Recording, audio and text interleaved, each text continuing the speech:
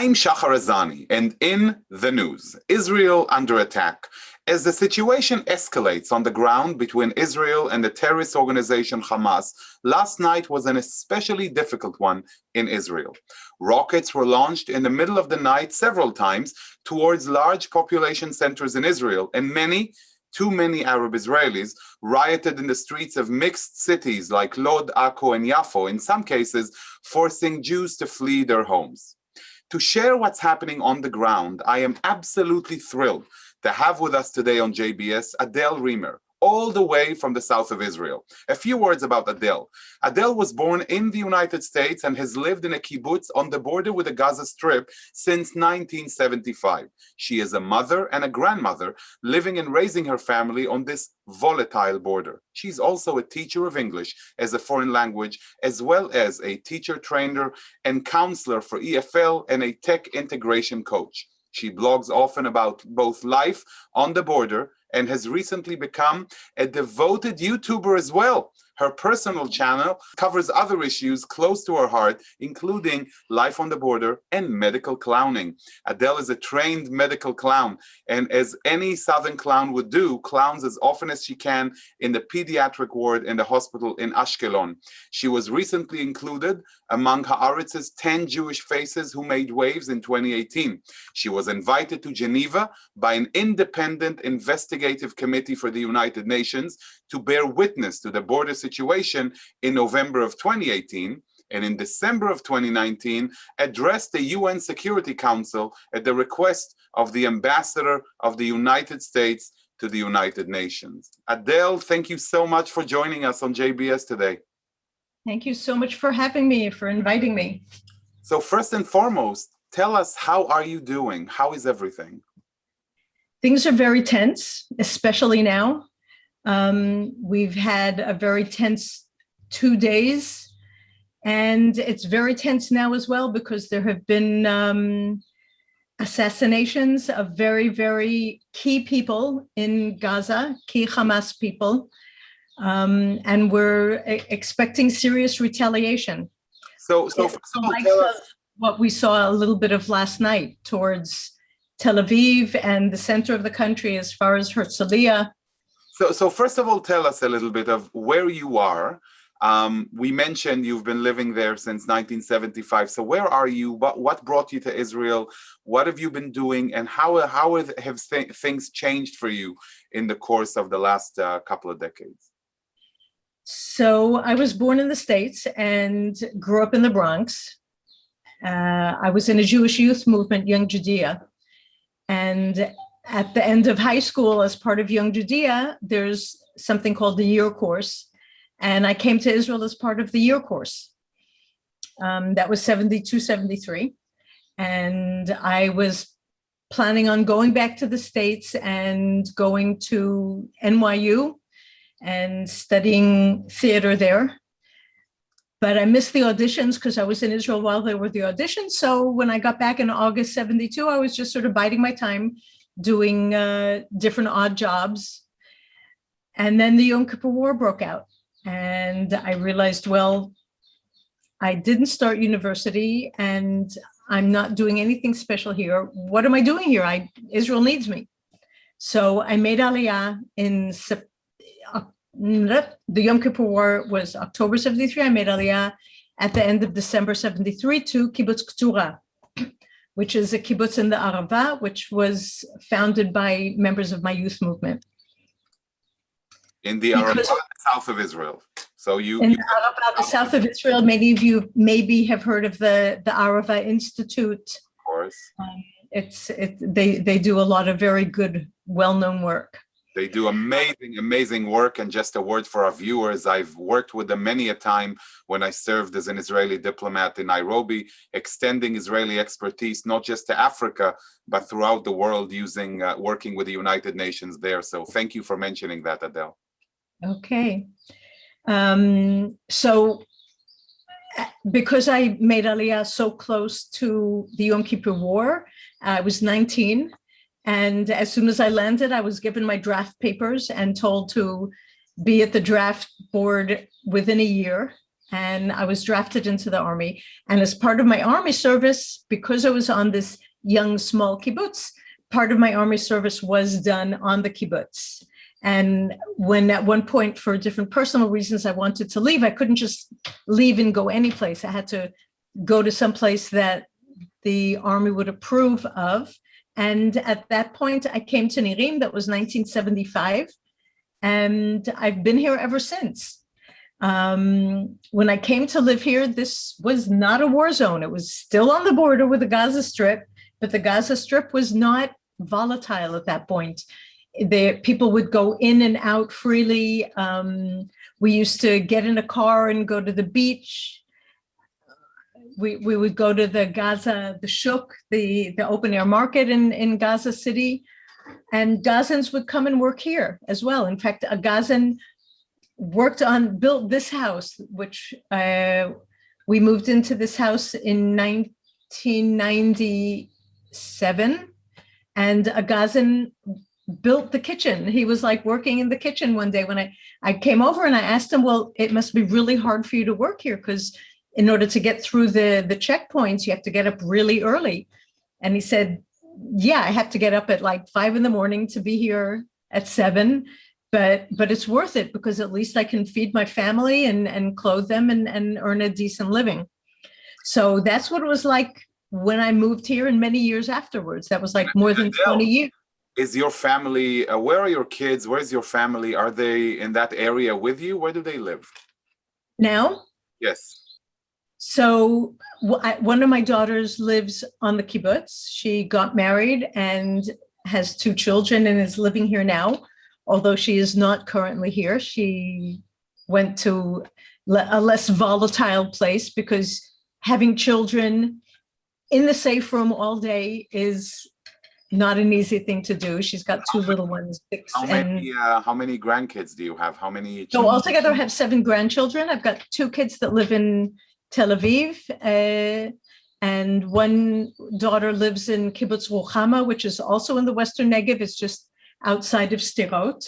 So I have 2 kids I used to say I have two grandchildren in tunnel range, but now the tunnels have been virtually, that threat has been negated.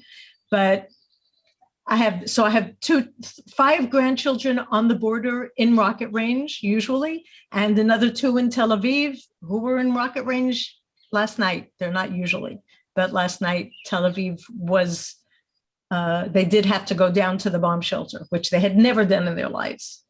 Tell us a little bit about those experiences. So many of our viewers and so many people around the US are unfamiliar with what does it feel like, the alarms, the how much time do you have to run, what do you feel when that happens, and not just for yourself, but I can imagine the fear for the safety and well-being of your grandkids, of your kids, of your family. How does that work? Share with us a little bit of what's going on.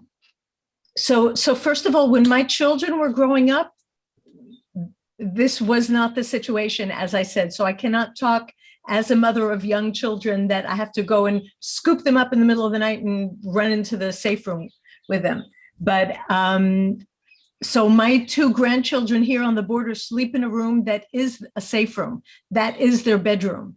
So when there's an alarm in the middle of the night, their parents get up and run. Here on the border, we have 0 to 10 seconds between the time there's an alert and the time you hear an explosion. And hopefully we will not get to experience that during this talk. But if you see me suddenly disappear, then that is the reason why, because there have been many alerts recently in the past few hours. The farther away you live, the more time you have. So my daughter that lives in Ruchama, I believe, has about 15 seconds, but nobody ever shoots out to there because that's like way out of the way.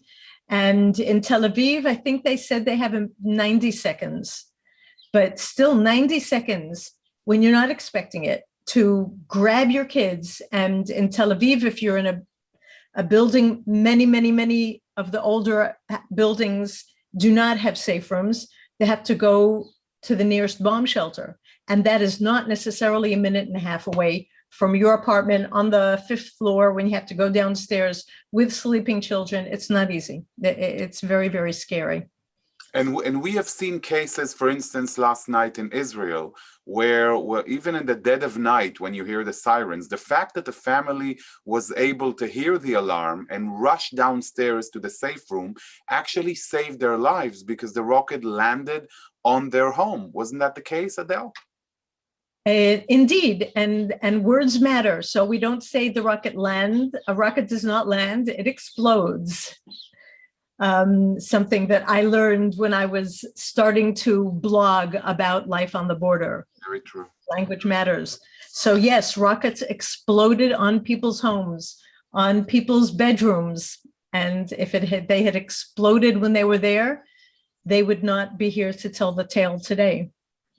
And how do you view, how is the community handling it? You, but also your neighbors, your businesses. I guess life is far from being, business as usual, but do people flee their homes? Do they stay around? What is the sentiment? What is the social strength? What are you feeling on the ground from people around you?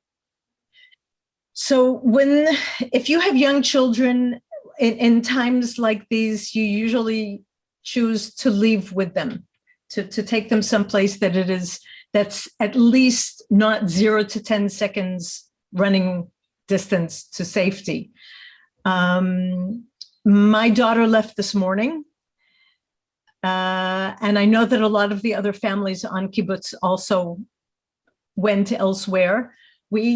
Ever since 2006, when we could smell the winds of escalation and war coming, our kibbutz had a plan with an agreement with a kibbutz in the center of the country, Shahar Azani, that if there is escalation, we would be able to, anybody who wanted to from Nirim could go and be there. They emptied out one of their children's houses for us, and people slept there with their families.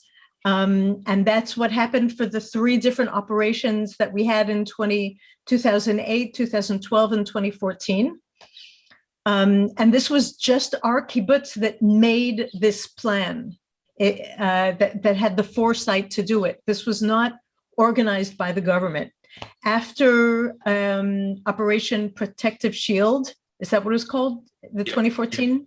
After Operation Protective Shield, the government realized that you can't just leave it to different communities to do this pairing, because our community is a very strong one and a very forward-thinking one, but not all communities had places to go during 2014. So after 2014, they made a plan for all of the communities in the Gaza envelope, in the area that hugs the Gaza Strip, and twinned us with other places. So we're no longer going to be going to Mishmar HaEmek. Rather, if there is, in fact, families have already gone there. We've been twinned up with Sde Boker, which is closer to us logistically. And if there are people who work in Beersheba, it makes it possible for them to be in Sde Boker and get to work.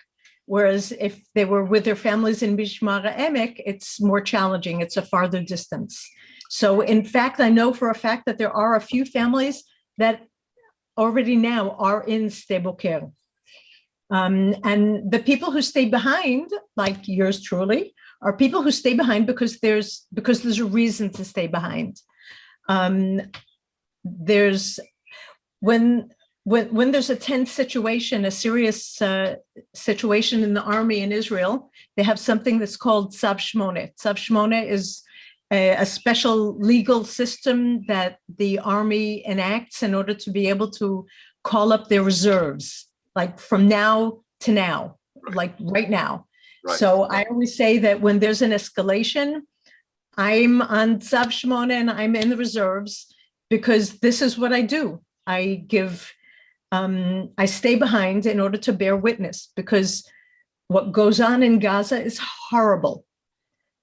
But what happens here ain't no picnic either. And the world needs to understand that. You know, Adele, you're talking about Tzav Shmone, and of course, we here salute you, support you, and love you very much with everything that you're going through. Just know that you're on our minds and in our hearts, and in a sense, our frustration leads us to our very own Tzav Shmone of recruiting all of our capabilities to convey your message and your strength and your passion to do what's right, that goes far beyond Nirim and all over the United States, and to all of the American and American Jewish communities who are watching us now and truly are concerned for your faith, but also inspired by your strength and your courage. You know, one element in your bio really stood out to me and showed you as a community leader. Tell us a little bit about the emotional, psychological struggle there for kids and adults, and your medical clowning in this regard, like supporting the social efforts to maintain some sort of sanity and stability with people. How is that going? So I'm not a psychologist, and my medical clowning did not exactly train me to deal with trauma, but there are tools in medical clowning that can be used for trauma. And there was a period in, I believe it was 2012, right after I became, I finished my training as medical clowning, and it is training a whole year, once a week, 4 hours. It was a rigorous course of learning how to twist balloons and doing magic tricks and telling jokes and how to approach a patient in the hospital. So during the 2012 operation, there were a whole bunch of medical clowns that got together and were coming down to communities on the border in order to do some clowning to raise people's spirits, because laughter heals. It's not just up here. Physiologically, when you laugh, you've got hormones that are released, and it physically, physiologically helps you feel better and heals. And I was very frustrated because I couldn't join them because I was too scared to drive on the road that I would have had to take that would have led me to them, because it's really, really all along the border. And then I realized, hey, I've got my own bomb shelter here with people there that could do with some medical clowning. So I got into my clown costume and I added something for the flavor of the period of time. So I put on a flak jacket and a helmet, and I went to the bomb shelter and did my shtick and made people laugh. And laughter's the best medicine, right? I couldn't agree more. You know, I'm listening to you, and again, really in awe and inspired by you, but I'm also hearing the chirping of the birds and the serenity of the place you really live in and have been living in and raised a family in since 1975, and having kids there and not far from you, and that element of true pioneering spirit and Zionism. So maybe you can share a couple of words, because we're not going to let Hamas dictate everything in our lives. Maybe we can take advantage of this opportunity and tell us a little bit about Nirim, about the kibbutz, the place you live in. What is it like? What's happening there? What do you do, so that next time we can come and visit you and see how you're doing in person? So first of all, in this area, we call it 95% heaven, 5% hell. And as I'm talking to you now, unfortunately, we are in the middle of this 5% hell, but it will pass. And since the 2014 war, we have absorbed something like over 20 families with children who have come here because of the quality of life that you can have here. Because as you said, what you can hear now are the birds chirping, and you go outside. When I was growing up in the Bronx, my dream was to open up the door and see green. So I say, I fulfilled my dream. I open up my door and there is green, even though it's in the middle of the desert. It's a beautiful community. It's a warm community. I do give tours on the community for people who come down to hear about life on the border, and I do it voluntarily, but I ask for a donation. and the donations go to the Safe Room Decoration Project. And we have a caricaturist here who has done amazing wall paintings, murals on these safe rooms. Tell us a little bit about the Safe Room Decoration Project. Share a little bit about that. What is it exactly? How long have you been doing it? What's your goal? And if people want to donate, how can they do it? So my goal is to decorate all of the safe rooms in our community. And if you want to, I can send you pictures afterwards. But there, as of like from 2007, they started bringing what it is really. It looks like a bus stop, but it's a big concrete structure that I guess can hold like 10 people, and it's reinforced concrete, and it's the place where you can run into. It's like a safe room that is not attached to a house. So they plop them down every few hundred meters in the community so that people could walk around safely, and if there's a red alert, have some place to jump into. But they look horrible. So that's why at one point, it must be about, I think it was like in just after 2014 that this guy Arnon, who's also the community spokesperson, started painting one of them, and he painted it near a playground so it wouldn't be so threatening for the children playing there. And I saw that and I said, hey, Arnon, are you going to do any more? And he said, well, I'd love to, but it takes a lot of time and energy and work and paint, and it costs money. So until then, I'd been taking people on tours totally for free, because when I tell the story, it's not my story that I'm telling, it's my community story. And I didn't feel comfortable taking money for that. But I said, this is something I can ask for money for. So every time a group comes, they donate whatever they want to the project. And I think we have at least 10 safe rooms already that are decorated and beautiful. And I'm happy to send you the pictures afterwards. You can share. I think incredible to hear, Adele. This is really a beautiful element. I want to move towards a conclusion of our wonderful conversation and ask you two things.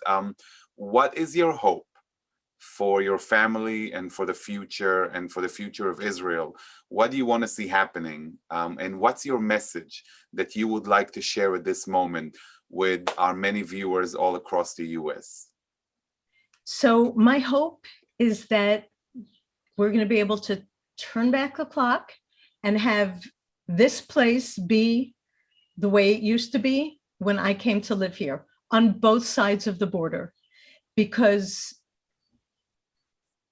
I worry about the people from Gaza as well. I'm in touch with people from Gaza. And I know that the vast majority of them just want the same thing that I want, to put food on their tables and to clothe their children and educate them and be good neighbors. And we could be really good neighbors again. We have been in the past. I think both sides need brave people that are willing to put down the weapons and get to the table and talk and find a solution, because there is a solution. There are many solutions, but there has to be the tenacity. Our leaders on both sides have to have that at the top of their to-do lists, to find the solution, to enable us and them to live our lives normally, like people should, and not have to be scared that a plane is going to come and bomb them, or rockets are going to be shot over, or balloons are going to be coming over with incendiary devices exploding in our fields. And have you seen such balloons? Have you seen personally such balloons coming in near Nirim? Personally, no. But personally, I have made 2 maps, a map of fires, because people didn't realize how widespread these fires were. And that really bothered me. So in the same way that I opened up the Facebook group Life on the Border, when I realized that people do not understand what it's like to live here, I opened up a Google map, and every time there's a fire, I put a fire on the map in order to give a graphic representation of how widespread this is. I have never seen the balloons. They're really hard to spot because when they're in the sky, they're high up and they're small. But I've seen the fires. When they start, you can't miss those. Smell them too. And just lastly, what's your message for our viewers? What do you want them to take from our conversation today? So first of all, I want to thank them for their support. It helps us. It inspires us that we know that we have you over there supporting us. If it's with money, if it's with energy, if it's with political things, if it's just with the love that you send us. Everything that we get from you is truly, truly appreciated. And we would not be able to do what we're doing here if we didn't have you guys who have our backs. So that's first of all, thank you. And second of all, I need you to believe with me. I need you to believe with me that people in their essence are good, and people do not want to kill each other. And Arabs are not all Jew haters, and Jews are not all Arab haters. And to believe that we can find a solution, we have to. Amen. I wouldn't be able to live here. Amen. I wouldn't be able to live here if I didn't have that optimistic outlook. Right. I wouldn't be able to live here. Optimism has always been the engine of the Zionist dream. Adele, I really want to thank you for joining us today. Thank you so much for having me. You did it quietly. I didn't have to run even once. There were red alerts while we were talking, but not here. Thank God.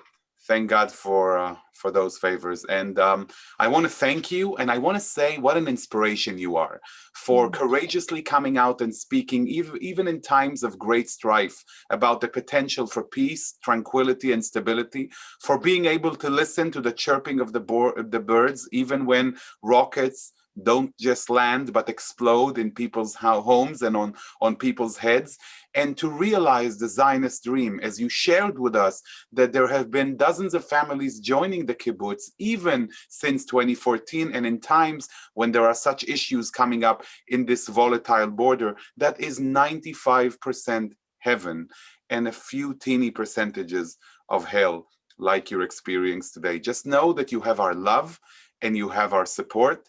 And I hope to get back to you soon and check up on you and see how you're doing. And just know that, again, you are on our minds and in our hearts all the time. And to you, our viewers, I'd like to just one more sentence. Sure. As Theodore Herzl said, Im tirtzu ein zo agada. If you wish it, it will come true. And that's Israel, and that's for our situation as well. If we wish it, it will. I couldn't agree more. To take nothing for granted and understand that the existence of Israel itself is a realization of a dream born out of a great engine of optimism and great hopes for the future. For without hope, we truly have nothing. I'd like to thank all of you, our viewers, for watching. To all of you, we say, stay safe, stay happy, and stay healthy. I'd like to thank our director, Sloan Copeland, JBS's managing director, Dara Golob, our technical manager, Michael Paley, transmission manager, John McDevitt, and to our wonderful producer of In the News, Carol Lilienthal. For JBS, I'm Shahar Azani. Until next time, see you soon, shalom, and lehitrao.